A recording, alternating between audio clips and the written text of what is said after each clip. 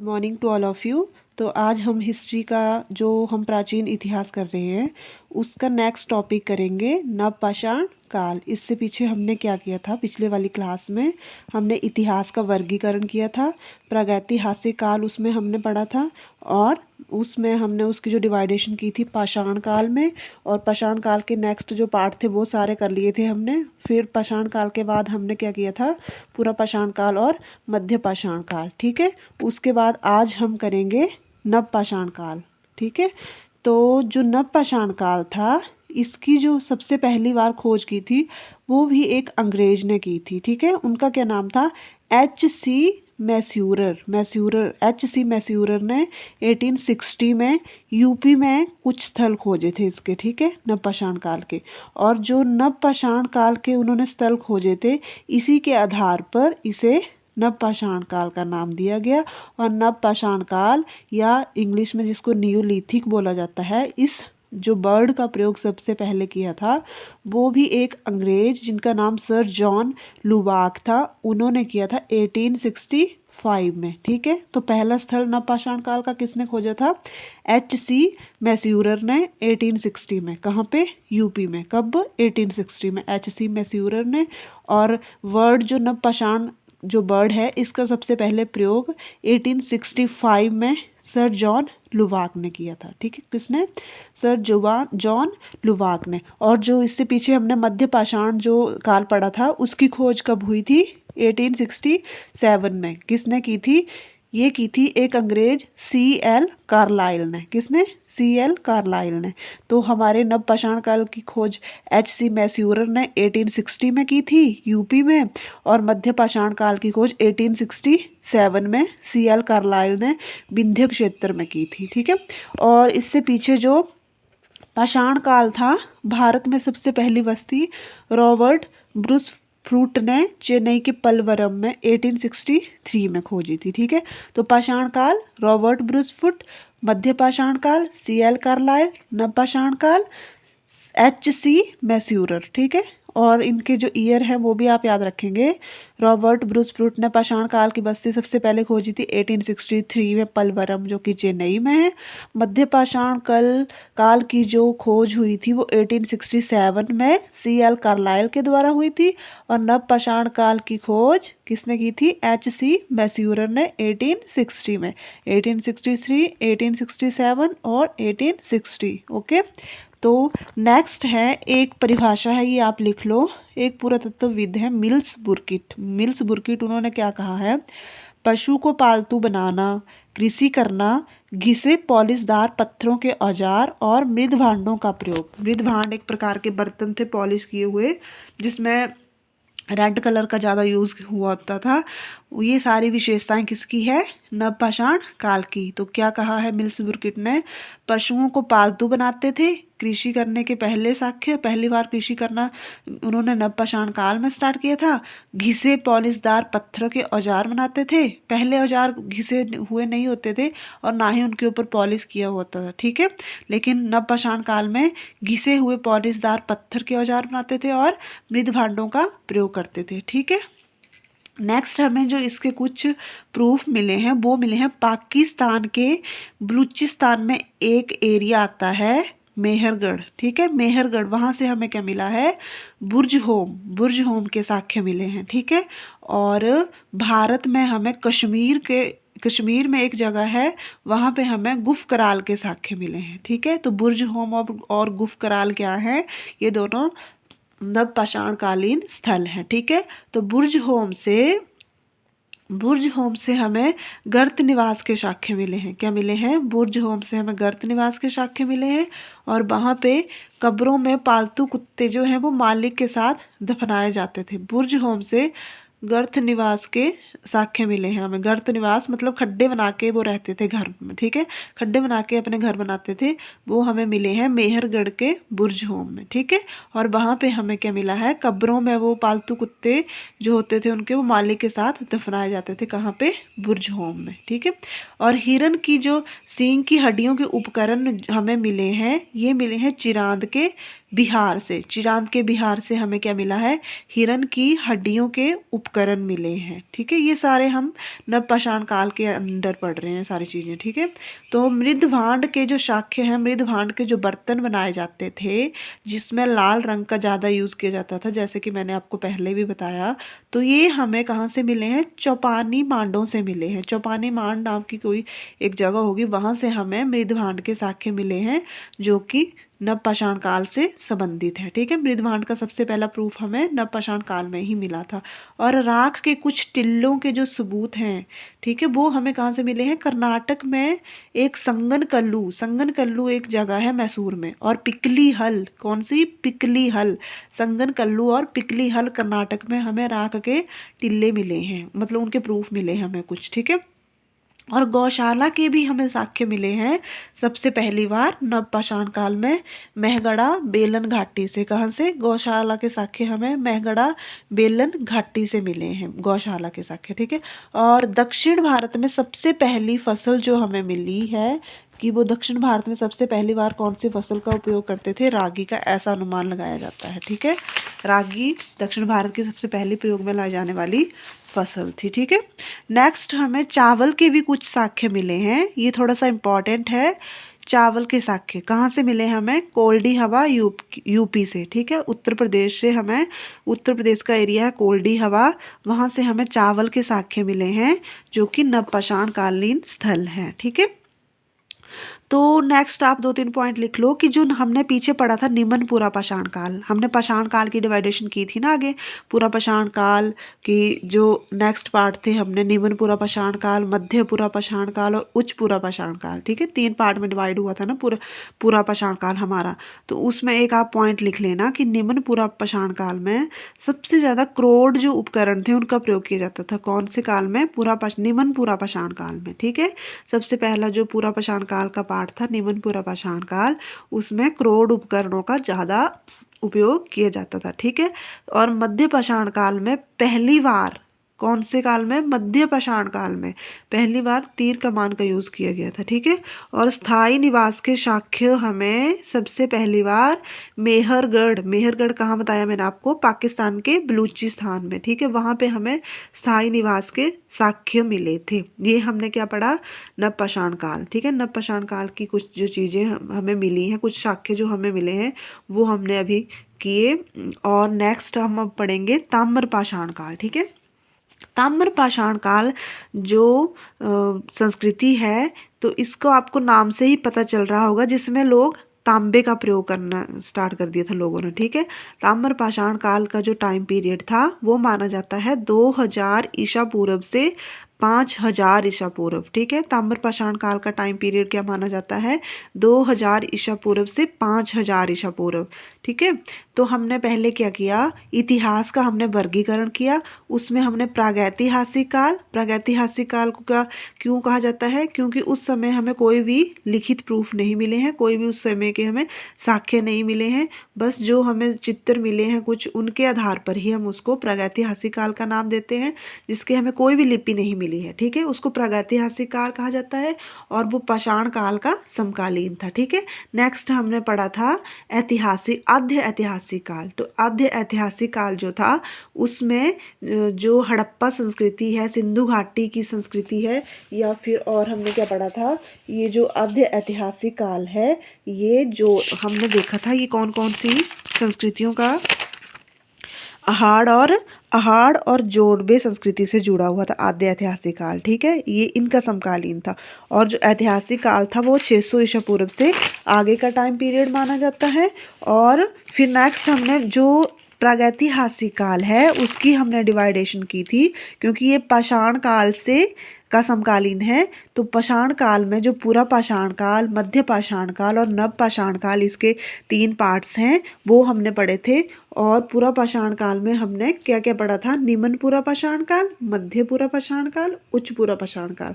ठीक है, फिर हमने मध्य पाषाण काल पढ़ा, उसके बाद हमने नव पाषाण काल पढ़ा, और अब हम ताम्रपाषाण काल के बारे में पढ़ रहे हैं। ऐसा तो सबको पता होगा कि मानव ने सबसे पहले कौन सी धातु का प्रयोग किया था? तांबा। ठीक है, कौन सी धातु का सबसे पहले मानव ने प्रयोग किया था? तांबा। तो जब मनुष्य ने पत्थरों के साथ साथ तांबे के प्रयोग को भी हथियार बनाने के लिए शुरू कर दिया था, तांबा भी यूज में ला रहा था वो हथियार बनाने के लिए, तो उस काल को हमने नाम दे दिया, इतिहासकारों ने नाम दे दिया ताम्रपाषाण कालीन संस्कृति का। ठीक है, तो जो ताम्रपाषाण काल के लोग थे वो कैसे रहते थे? ग्रामीण समुदाय के थे वो लोग। और ताम्रपाषाण जो स्थल थे हमें भारत में कहाँ कहाँ पे मिले हैं वो हम आगे देखेंगे। तो राजस्थान के अहाड़ और गिलुंड में, अहाड़ और गिलुंड जो कि राजस्थान में है, वहाँ पे हमें ताम्रपाषाण काल की कुछ बस्तियों के साक्ष्य मिले हैं। और मध्य प्रदेश के मालवा, कायथा और एरण में, मालवा, कायथा और एरण में हमें क्या मिला है? ताम्रपाषाण काल के कुछ स्थल मिले हैं। और ताम्रपाषाण काल की जो संस्कृतियाँ हैं उसके बारे में हम आगे देखेंगे अब। ठीक है, तो ताम्रपाषाण काल की सबसे पहली संस्कृति हम पढ़ेंगे मालवा संस्कृति, जिसका टाइम पीरियड है 1700 ईसा पूर्व से 1200 ईसा पूर्व। ठीक है, मालवा संस्कृति का टाइम पीरियड 1700 से 1200 ईसा पूर्व। ठीक है, तो जो मालवा संस्कृति के लोग थे वो मृद भांडों का ज़्यादा यूज़ करते थे। किसका? मृद भांड से बने हुए बर्तनों का उपयोग मालवा संस्कृति के लोग बहुत ज़्यादा करते थे। ठीक है, ये क्या है? ताम्रपाषाण कालीन संस्कृतियाँ हैं। ठीक है, नेक्स्ट है जोरवे संस्कृति। बहुत सारी थी लेकिन जो इम्पॉर्टेंट हैं वही मैं आपको करवा रही हूँ। ठीक है, मालवा संस्कृति, नेक्स्ट है हमारी जोरवे संस्कृति। तो जोरवे संस्कृति 1400 ईसा पूर्व से 700 ईसा पूर्व। टाइम पीरियड नहीं पूछा जाएगा आपसे, लेकिन फिर भी आप नोट करना चाहते हैं तो कर सकते हैं। जो जोरवे संस्कृति थी ये कैसी थी? ग्रामीण थी। और जोरवे संस्कृति का सबसे बड़ा स्थल दैमावाद था। ठीक है, दैमावाद। और तांबा सबसे ज़्यादा यूज़ होता था कहाँ पे? जोरवे संस्कृति में तांबे का सबसे ज़्यादा उपयोग होता था। कौन कौन सी? मालवा, जोरवे संस्कृति। और जोरवे संस्कृति में तांबे का रथ चलाता हुआ मनुष्य जो कि हमें दैमावाद से मिला है। सांड, गैंडे और हाथी की हमें मूर्तियां मिली हैं। ठीक है, तांबे का रथ चलाता हुआ एक मनुष्य की मूर्ति मिली है, सांड, गैंडे और हाथी की मूर्तियां मिली हैं। कौन कौन से जानवर? सांड, गैंडे और हाथी की मूर्तियां मिली है। कहाँ से? दैमावाद से। और कौन सी संस्कृति से रिलेटेड है? जोरवे संस्कृति से। ठीक है, और किलाबंद एक हमें बस्ती मिली है इनाम गांव से। कहाँ से? दैमावाद और इनाम गांव जो है वो जोरवे संस्कृति के महत्वपूर्ण स्थल थे खोजे हुए। और इसमें से जो किलाबंद बस्ती के हमें साक्ष्य मिले हैं वो मिले हैं इनाम गांव से। ठीक है, और जो इनाम गांव था ये चारों ओर से खाई से घिरा हुआ था। ठीक है, खाई से घिरा हुआ था। ताम्रपाषाण काल की सबसे जो बड़ा स्थल हमें मिला है जो कि खोजा गया है HD आकलिया के द्वारा, तो ये मिला है नवदा टोली। ठीक है, ताम्रपाषाण काल का सबसे बड़ा स्थल कौन सा था? नवदा टोली था, जो कि HD आकलिया द्वारा खोजा गया था। किसके द्वारा? नवदा टोली। ठीक है, नेक्स्ट है HD आकलिया के द्वारा नवदा टोली। नेक्स्ट संस्कृति है अहाड़ संस्कृति, 2100 ईसा पूर्व से 1800 ईसा पूर्व। ठीक है, अहाड़ संस्कृति 2100 से 1800 ईसा पूर्व। कौन कौन सी हमने की? मालवा, जोरवे, अहाड़। नेक्स्ट अहाड़, मालवा, जोरवे, अहाड़ संस्कृति। अहाड़ संस्कृति क्या है? ये इसका जो प्राचीन नाम है वो है तांबावती। तांबावती क्यों होगा? क्योंकि इसमें तांबे का ज़्यादा यूज़ करते होंगे इसलिए तांबावती। अहाड़ संस्कृति को तांबावती के नाम से भी जाना जाता है। और इसके जो स्थानीय केंद्र है वो है गिलुंड। ठीक है, गिलुंड हमने कहाँ पे किया था? राजस्थान में पढ़ा था। राजस्थान में क्या मिला था? ताम्रपाषाण के जो स्थल मिले थे अहाड़, गिलुंड, उसमें जो गिलुंड है वो अहाड़ संस्कृति से जुड़ा हुआ था। ठीक है, सबसे बड़ा इसका स्थानीय केंद्र माना जाता है। और फलक उद्योग, फलक के क्या बनाए जाते थे? हथियार बनाए जाते थे। ठीक है, तो फलक उद्योग के हमें अवशेष मिले हैं अहाड़ संस्कृति में। फलक उद्योग के जो हथियार हैं वो कहाँ पे बनाए जाते थे? आपको मैंने पीछे पढ़ाया था।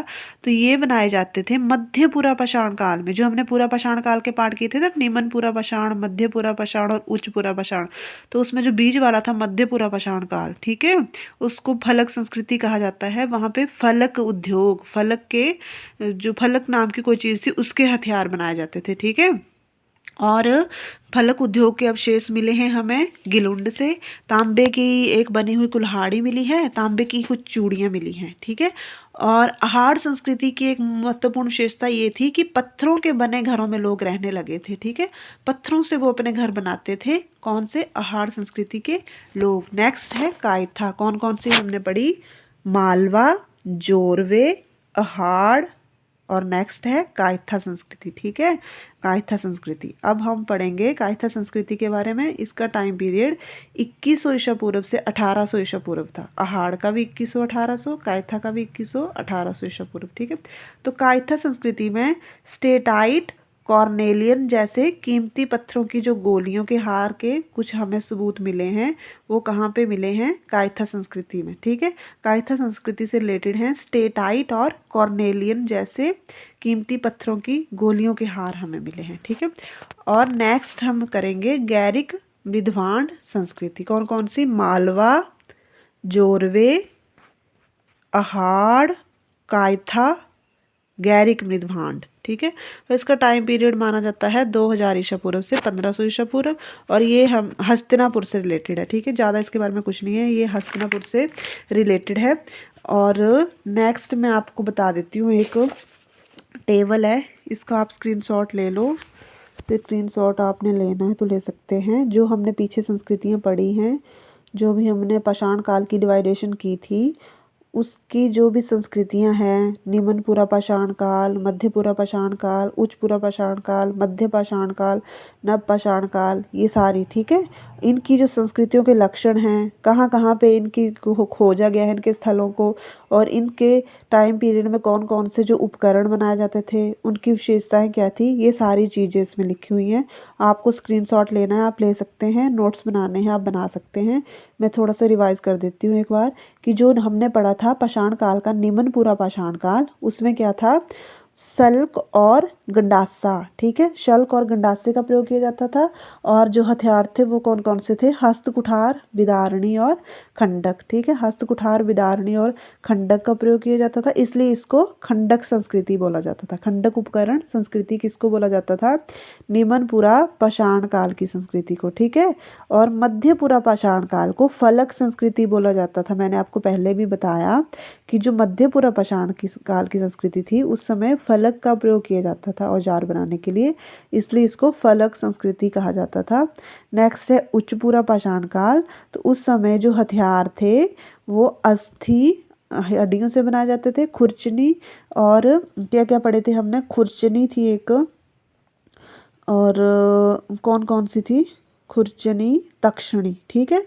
खुरचनी और तक्षणी के जो हथियार थे वो हड्डियों से बनाए जाते थे, इसलिए इसको तक्षणी संस्कृति बोला जाता है। नेक्स्ट हमने पढ़ा था मध्य पाषाण काल, जिसमें हमें छोटे छोटे औजार मिले थे पत्थरों के, ठीक है, इसलिए इसको माइक्रोलिथिक या सूक्ष्म पाषाण संस्कृति बोला जाता है। नेक्स्ट है नव पाषाण काल। नव पाषाण काल में पॉलिश युक्त जो उपकरण थे उनका प्रयोग किया जाता था, ठीक है। मुख्य स्थल देख लेना आप, लिखने होंगे तो लिख लेना, अदरवाइज ये पूछे तो नहीं जाते ज़्यादा, फिर भी आप देख लेना एक बार, ठीक है। और जो अब उपकरण हैं वो कौन कौन से थे? तो निम्नपुरा पाषाण काल में हमने क्या क्या पढ़ा था? हस्त कुठार, विदारणी, खंडक, कौन से काल में? निम्नपुरा पाषाण काल में, ठीक है। बटिकाश्म उपकरण जिनको बोला जाता था। और इसके जो हमें अवशेष हैं वो मिले हैं नर्मदा घाटी के पास, ठीक है। तो नेक्स्ट है मध्यपुरा पाषाण काल, उसमें हमें भेदनी, छेदनी, खुरचनी जो कि फलक उद्योग के अंतर्गत बनाए जाते थे, ठीक है। हथियारों के नाम भेदनी, छेदनी और खुरचनी थे। हस्त कुठार, विदारणी और खंडक निम्नपुरा पाषाण काल में थे, ठीक है। और भीमबेटका की गुफा की चित्रकारी भी हमें मध्यपुरा पाषाण काल में ही मिली थी, ठीक है। नेक्स्ट है उच्चपुरा पाषाण काल। उच्चपुरा पाषाण काल में हमें मानव जैसे दिखने वाला जो हमारे जैसा दिखने वाला जो मानव था, होमो सैपियंस, उसके हमें साक्ष्य मिले हैं सबसे पहले उच्चपुरा पाषाण काल में। और हारपून, फलक और हड्डी के उपकरण मिले हैं। हारपून, फलक और हड्डी के उपकरण मिले हैं। और उच्चपुरा पाषाण काल में जो हड्डियों के उपकरण बनाए जाते थे उसमें तक्षणी और खुरचनी प्रमुख हैं, ठीक है। तक्षणी और खुरचनी प्रमुख हैं उच्च पूर्व पाषाण काल में, ठीक है।